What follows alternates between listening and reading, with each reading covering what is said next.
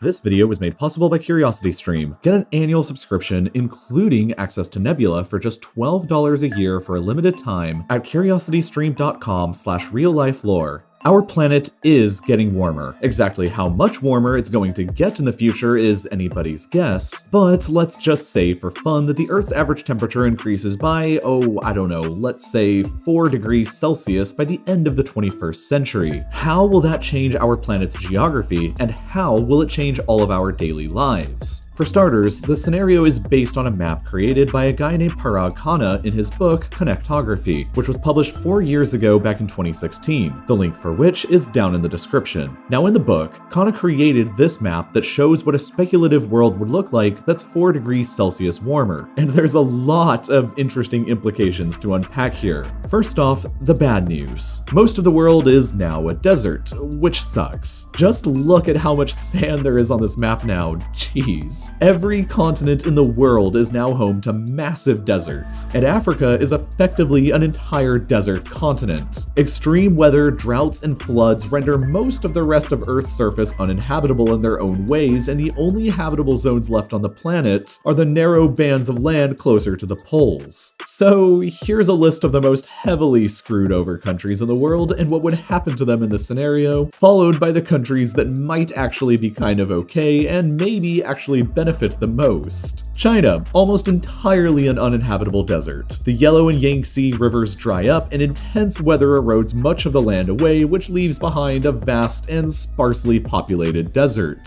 Almost everybody living here will have to evacuate, which is over 1.4 billion people. The same thing will happen in Korea and Japan too, which also effectively become hot, uninhabitable deserts. Indonesia, significant parts of the island chain are submerged underwater from rising sea levels. Borneo becomes a desert, and the rest of the islands are plagued by extreme weather and floods. Most of the islands in Polynesia, gone. Just gone. All underwater. 100% evacuation of the populations are necessary. The Indian subcontinent. Bangladesh is almost entirely flooded and underwater from rising sea levels, meaning that almost all of the 160 million plus people who live here will have to be relocated. Most of the glaciers in the Himalayas have melted, which contributes to mighty rivers like the Ganges and the Indus to dry up. Most of India becomes a desert with only a tiny habitable area in the far south still remaining suitable for agriculture and human life. Pakistan is plagued by severe droughts after the Indus dries up, meaning that only isolated pockets of human communities will be able to continue existing here. Most of the population will have to be relocated elsewhere. Africa is now an entire desert continent, but with some potential to reforest the Sahel. Africa's entire population will have to either concentrate into just the Sahel or evacuate to the more habitable zones on other continents. South America is mostly pretty screwed. The Amazon rainforest is destroyed and transforms into a massive desert. The glaciers high up in the Andes mostly melt away, just like in the Himalayas, leaving areas like Peru a dry and uninhabitable wasteland. Brazil is plagued by deserts, floods, and droughts and will have to mostly be evacuated. The only part of South America that will be productive and remain highly livable is the far southern reaches of Patagonia in Chile and Argentina. Patagonia is sparsely populated and cold today,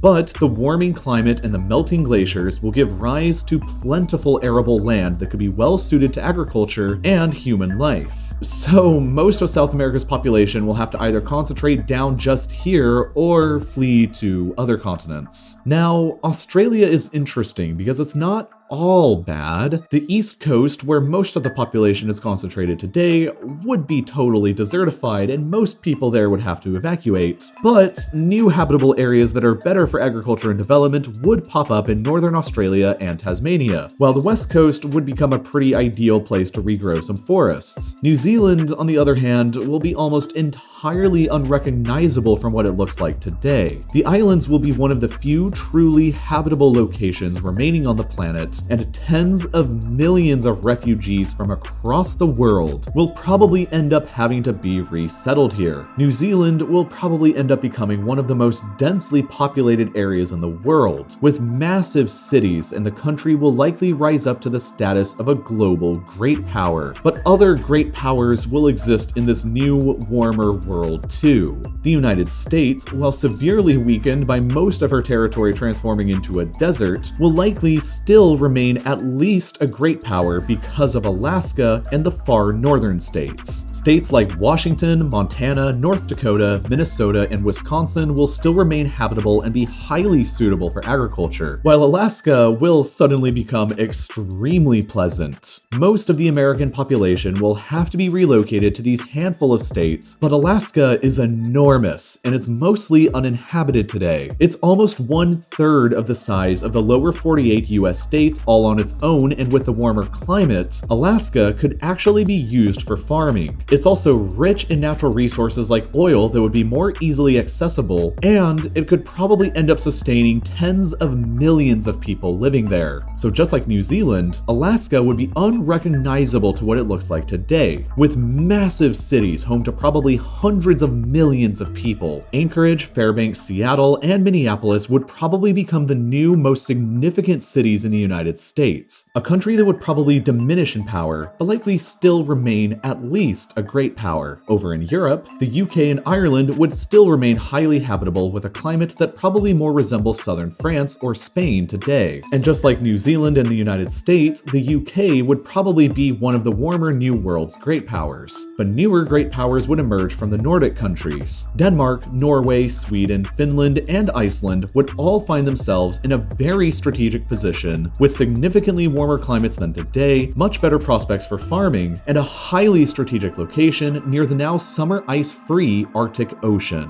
All of the Nordic countries would have potential to achieve great power status with enough room for tens of millions of new people to settle in each. But the one in the best position is probably Denmark because of their ownership over Greenland. Greenland is gigantic, but it's extremely underdeveloped today, with only 56,000 people living there because it's mostly all covered in a huge ice sheet. In this warmer climate though, Greenland's ice sheet would be rapidly melting, which would reveal an almost new world for colonization and resource exploitation. Greenland would rapidly be becoming very habitable and pleasant to live on, particularly on the west coast of the island, where Denmark could resettle tens of millions of people from across the world on. Denmark's overall population could, therefore, soar into the hundreds of millions potentially, depending on how much of Greenland is opened up by the retreating ice sheet. On their own, the Nordic countries will each become the new major European great powers at the expense of other countries turning largely into deserts like Spain, Italy, France, or even Germany, and other countries going underwater like the Netherlands and Belgium. If the Nordics can manage to overcome their differences and unite in the warmer world, it's highly likely that they would become a legitimate global superpower. But there would still be two other countries that would be in an even better position to become superpowers: Canada and Russia. Just take a look at all of this nice, warm, and habitable land that both countries would control that's mostly a frozen hellhole today. Nearly all of Canada would become nice and pleasant with an ideal farming climate that could grow most of the world's crops. The Arctic Passage, meanwhile, would be free of ice year-round, and with most of the world's population now living around the Arctic Circle in Canada, Alaska, the Nordic states, and Russia, the Arctic Passage is, without a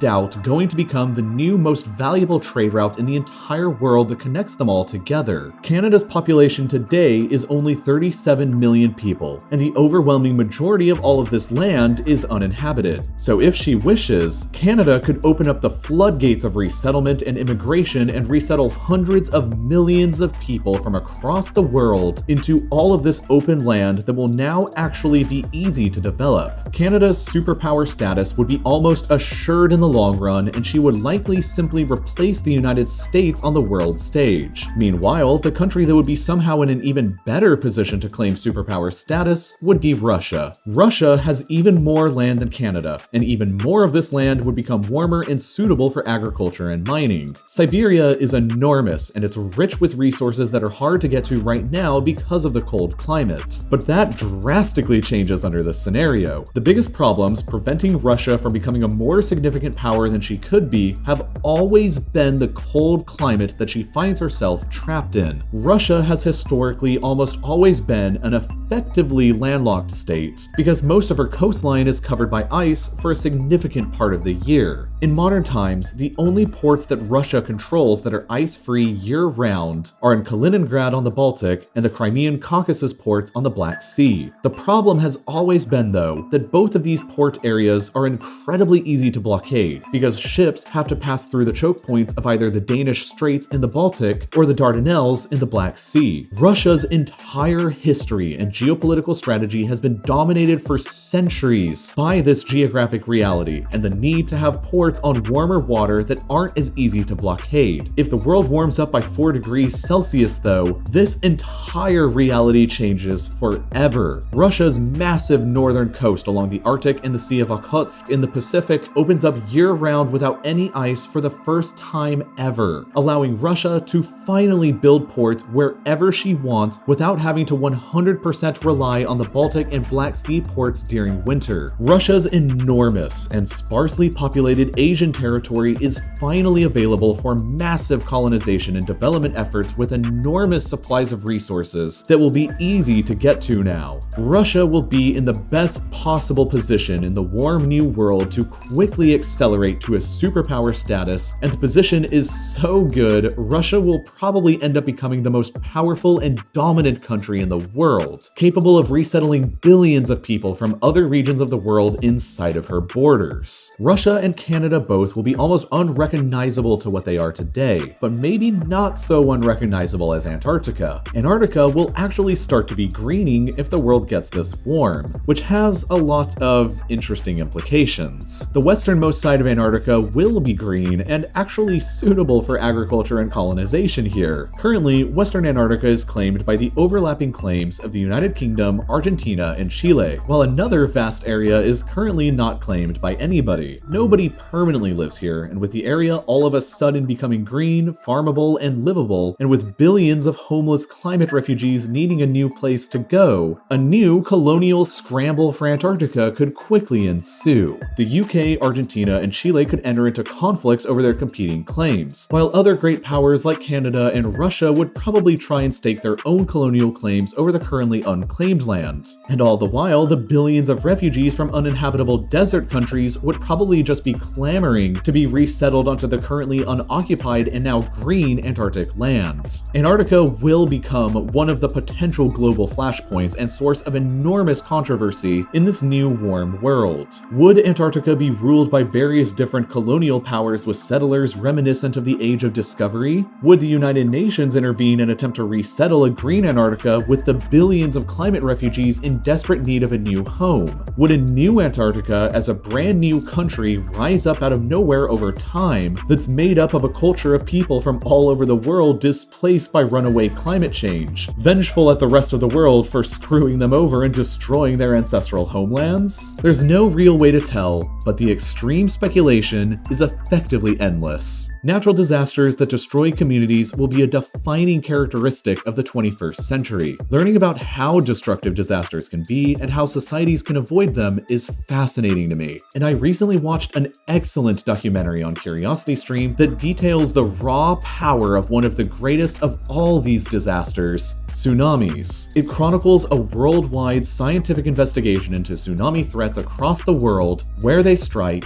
how they submerge coastal cities, and how you can survive one when they strike. The documentary is nearly an hour long, and it's just one of thousands of documentaries by award-making filmmakers that's available on CuriosityStream right now, and a subscription only costs $11.99 for an entire year. That's only $1 a month for thousands of professionally made documentaries that you could be watching right now. But best of all, with that subscription, you'll also get free access to Nebula, the streaming service created by myself and many of my fellow educational YouTube creators. In fact, on there, you can watch all real-life lore, fake life lore, and real-life lore 2 videos ad-free, plus big special exclusive projects from creators like the world's most useful airport from Wendover Productions, or Tom Scott's new game show, Money. So go ahead and watch a ton of awesome content on both platforms that'll last you a whole year for just $12 by going to curiositystream.com/reallifelore or by clicking the link in the description. And as always, thank you for watching.